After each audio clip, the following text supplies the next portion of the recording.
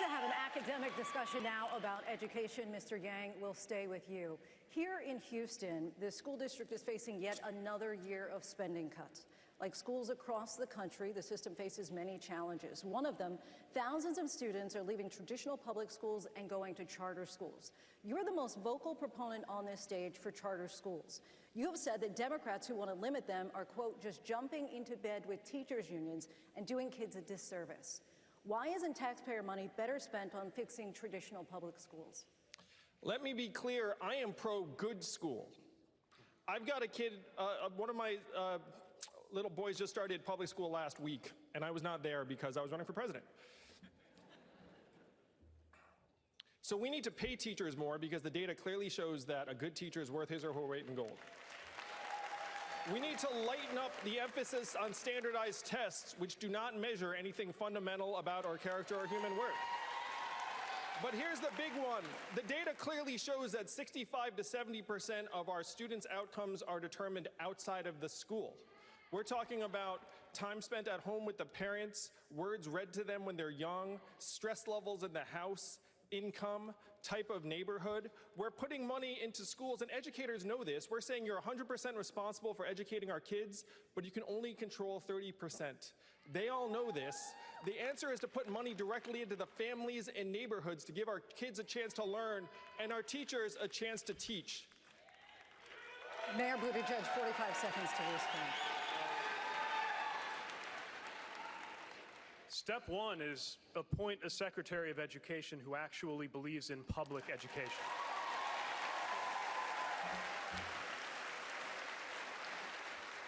I believe in public education.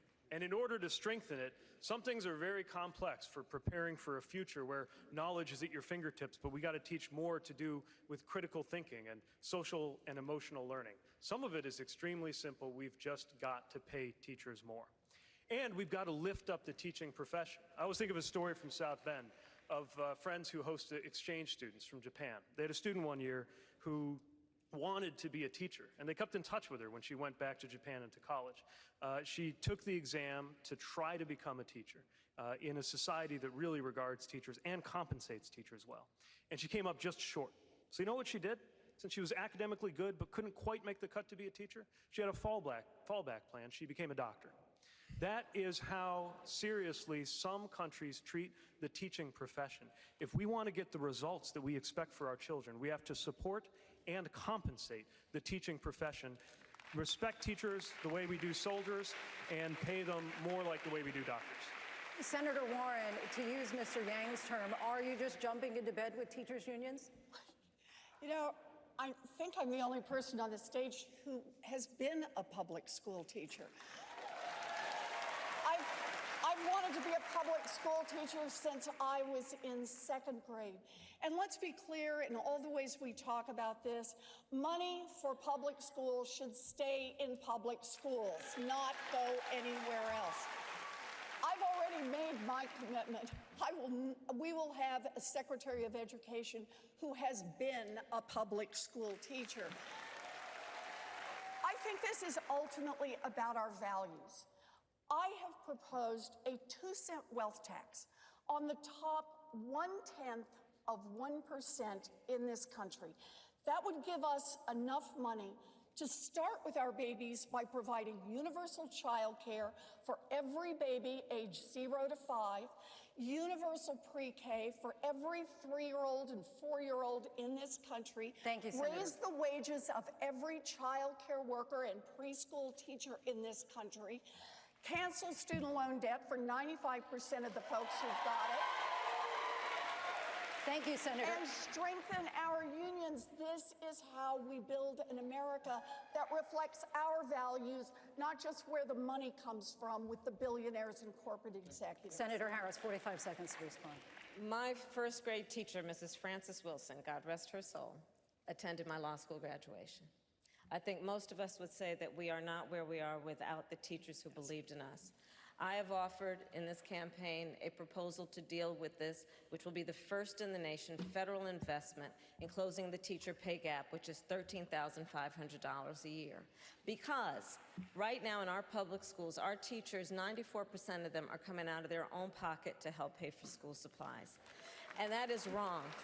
I also want to talk about where we are here at TSU and what it means in terms of HBCUs. I have, as part of my proposal, that we will put $2 trillion into investing in our HBCUs for teachers because one, as a proud graduate of a historically black college and university, I will say that it is our HBCUs that disproportionately produce teachers and those who serve in these many professions. But Thank you, Senator. But this is a critical point. If a black child has a black teacher before the end of 3rd grade, they are 13% more likely to go to college. If that child has had 2 black teachers before the end of 3rd grade, they are 32% more likely to go to college. So when we talk about investing in our public education system, it is at the source of so much. When we fix it, that will fix so many other things. We must invest in the potential of our children. Senator Sanders, and I strongly believe you can judge a society based on how it treats its children, and we are failing on this issue.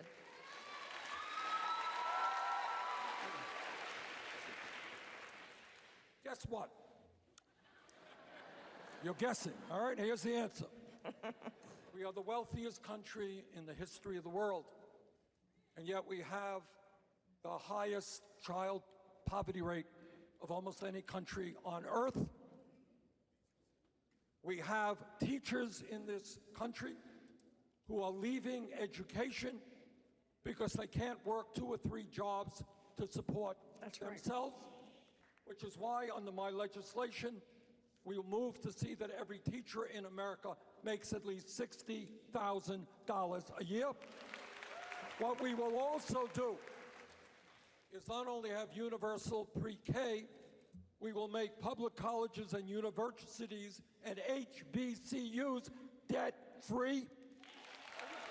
And what we will also do, because this is an incredible burden on millions and millions of young people who did nothing wrong except try to get the education they need.